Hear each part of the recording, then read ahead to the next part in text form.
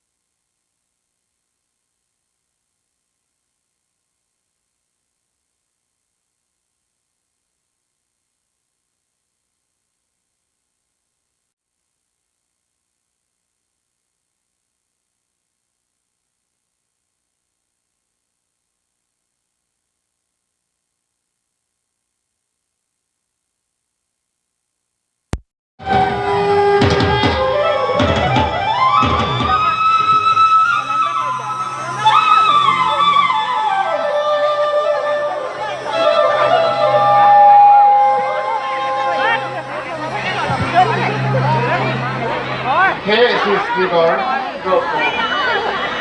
हे महादेव प्रभु आप देवर किनारा प्रभु आपको खबर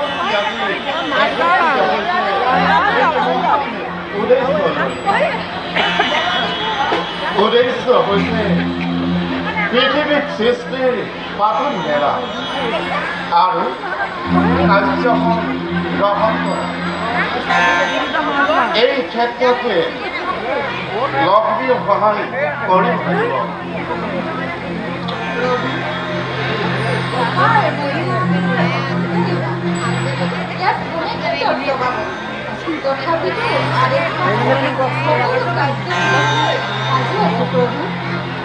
আপোনাৰ কিবা মতামত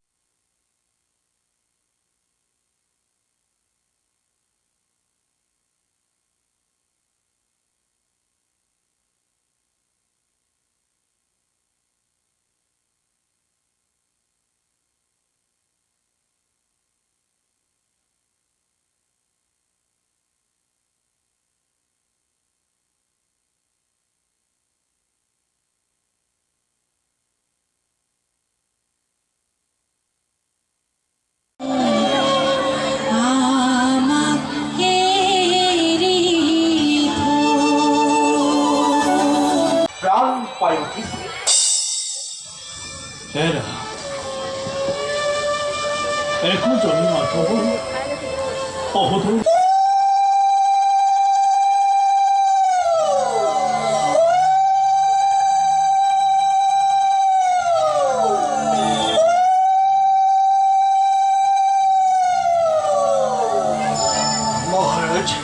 Maharaj.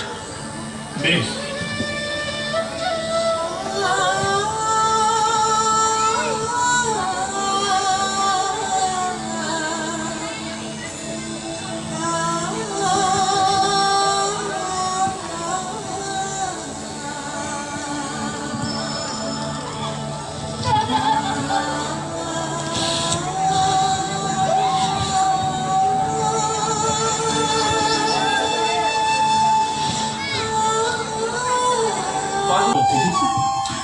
올 상관이지?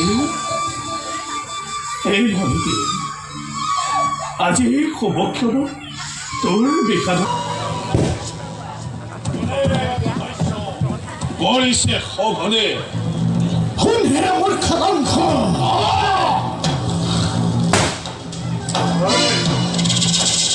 মোকেই উদ্দেশ্য কৰি কোনে কোনো ৰহস্য মাতিছ নিজেই নিজৰে মৰণ যি দৈৱকীৰ বিয়া পাতি আপোন তাহৰে আজি মোৰ খাকাংখ দায় সেই দৈৱকীৰ গৰ্ভজাত অষ্টম সন্তানে সংহাৰ কৰিব তোক অবলীলাক্ৰমী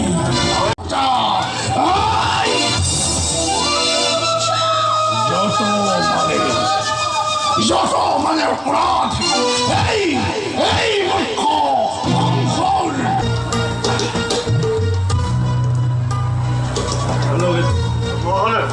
দিয়া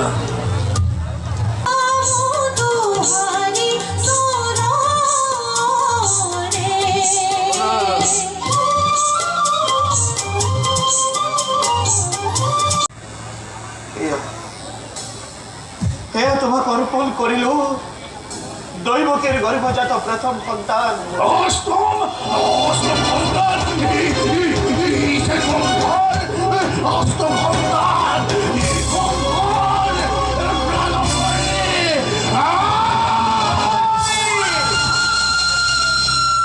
এই দৈৱকীৰ গৰ্ভজাত প্ৰথম সন্তান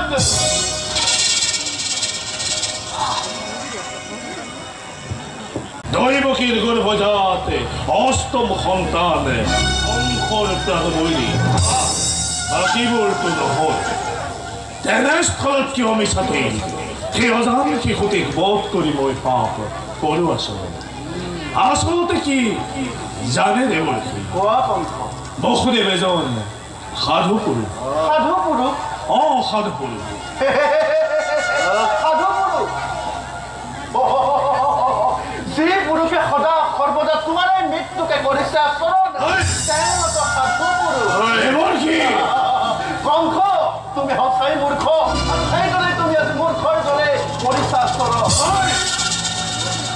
প্ৰথমেই যে অষ্টম হ'ব পাৰে আৰু অষ্টমেই যে প্ৰথম হ'ব পাৰে তাৰ কথা তুমি একো নাপালা দেৱৰ্ষী প্ৰথম কিদৰে অষ্টম আৰু অষ্টম কিদৰে প্ৰথম হ'ব পাৰে মোকে বুজাই কওক দেৱৰ্ষী কম কংস তাকেইতো কবলৈ আহিছো শুনা কংস এয়া মোৰ হাতত অষ্টদল পদ্ম ইয়াৰ কোনটো পাহি প্ৰথম আৰু কোনটো পাহি অষ্টম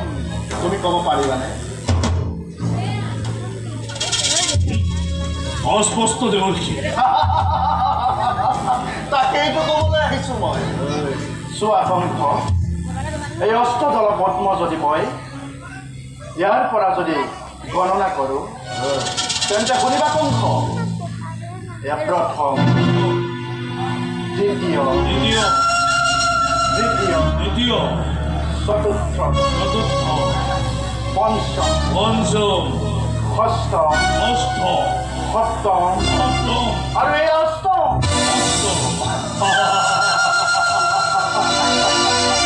সকলোবোৰ ঠিকেই আছে দেৱৰ্ষী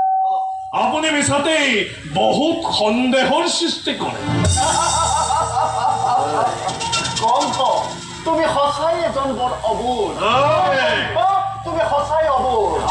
শুনা কংস এইবাৰ যদি মই দেৱতাৰ গণনা মতে পুনৰ ওলোটাকৈ গণনা কৰোঁ তেন্তে শুনিবা এয়া অষ্টম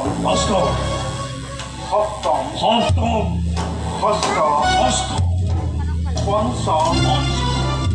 চতুৰ্থ দ্বিতীয় আৰু এয়া প্ৰথমে অষ্টম আৰু অষ্টমে প্ৰথম প্ৰথমেই অষ্টম আৰু অষ্টম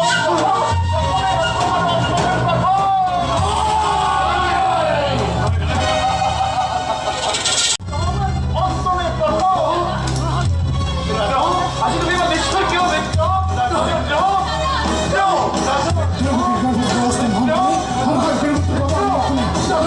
গৰ্ভজাত অষ্টম সন্তানে সংহাৰ কৰিব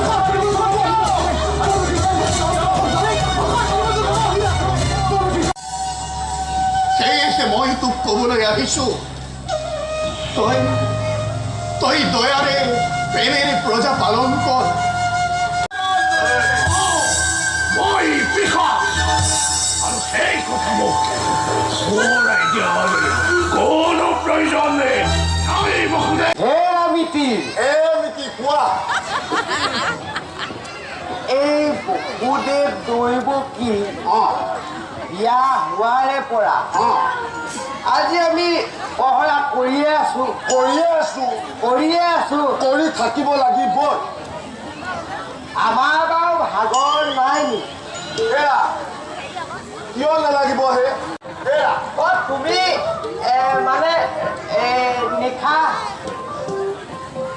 পহৰা দিয়া ৰাতিপুৱা ঘৰত শুমগৈ তুমি ৰাতি পহৰা দিয়া ৰাতিপুৱা ঘৰত শুমগৈ ৰাতি পহৰা দিয়া ৰাতিপুৱা ঘৰত শুমগৈ এয়া বিতি তুমি নিশা পহৰা দিয়া ৰাতিপুৱা হোৱাগে সংসাৰ বাঢ়িব কেতিয়া এয়া মানুহজনে মোক একেবাৰে আহেই নহয় তুমি এটা কাম নকৰা কিয় তাৰ পিছৰডোখৰ শুনা কোৱা বোলে হেৰি নহয় সেই দৈৱকী বসুদেৱৰ বিয়া আমাৰ যে একেলগে নহয় বোলে তেওঁলোকৰ চোন হাতছুটি হ'ল আমাৰ যে একোৱেই নাই বোলো হেৰৌ চিন্তা নকৰিবি এটা কথা নহয় মানুহজনীক এখন মৰম দি থৈহে আহিছো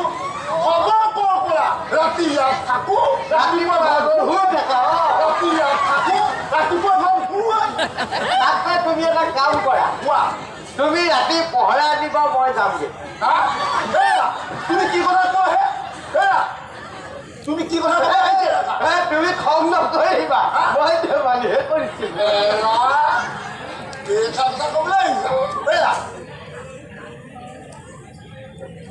মিতি কোৱা মোক কথা এটা মনত পৰিছে এই কথা এটা মই লক্ষ্য কৰি আছো নহয় ক'ব লাগে এই দৈত্য কুলবোৰ যে হয় দৈত্য কুলৰ সমস্ত মানুহ মানে দৈত্যবোৰ মৃদুলাহঁতে এইবোৰ নিজে নিজে কৃষ্ণ বৰ্ণ মানে কৈছে দেখিছে নাই এতিয়া দৈত্য সন্তান যদি জন্ম হয় দাঁতকেইটা খোলা হ'বলৈ বগা হ'ব তুমি সেইটো নাজানো তাৰ কিটা বগা তুমি একেবাৰে অকৰা কেঁচুৱা জন্ম হ'লে হ'ব দাঁত গজি আহে একেবাৰে দুৰ্বল বনাই দিলা একেবাৰে দুৰ্বল বনাই দিলা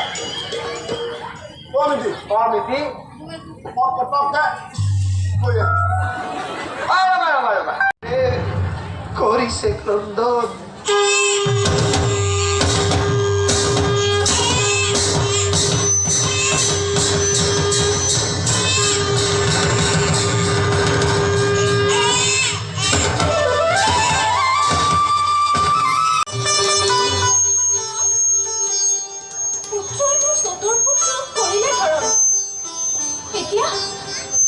এতিয়া মই কি কৰোঁ না দৈৱকী ধৈৰ্য ধৰা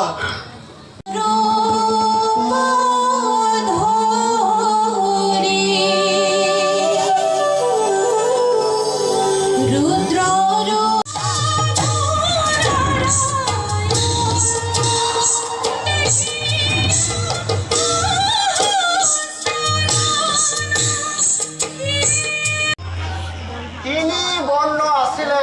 তোমাৰ পুত্ৰ প্ৰথমে সত্যত শৈল পুত্ৰ কলেঙৰ এটাত ৰাতুল দাপৰত শৈল শ্যাম এৰে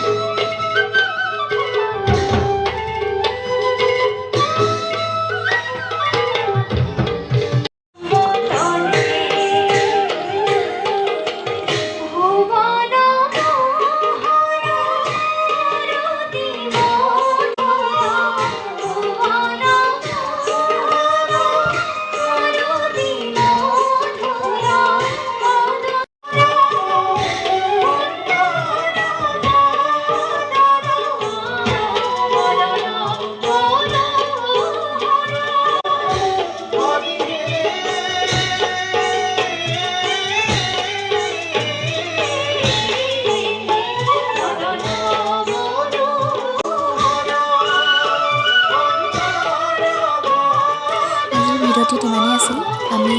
শেষলৈকে ৰাসখন চাবলৈ নহ'ল মই যিমানলৈকে ৰাসখন চালোঁ সিমানলৈকে ভিডিঅ' কৰিলোঁ আপোনালোকৰ আগত দেখাবলৈ চেষ্টা কৰিলোঁ আপোনালোকে যদি ভিডিঅ'টো চাই ভাল পালে তেনেহ'লে লাইক কমেণ্ট শ্বেয়াৰ কৰিব আৰু মোৰ চেনেলটোলৈ যদি নতুনকৈ আহিছে তেনেহ'লে চেনেলটো ছাবস্ক্ৰাইব কৰিব আৰু কাষতে থকা বেল আইকনটো দবাবলৈ নাপাহৰিব আৰু ভিডিঅ'টো শেষলৈকে চোৱাৰ বাবে ধন্যবাদ।